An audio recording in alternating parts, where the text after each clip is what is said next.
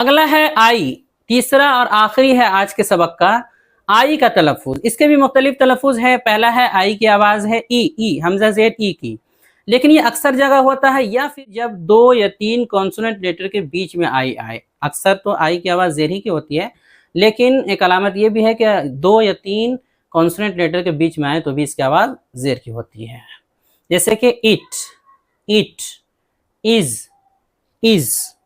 Injury, sin, hit, India, fill, kill, milk, silk.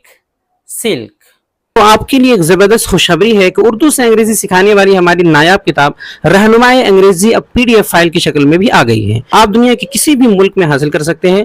حاصل کرنے کے لیے واٹس ایپ پر رابطہ کریں۔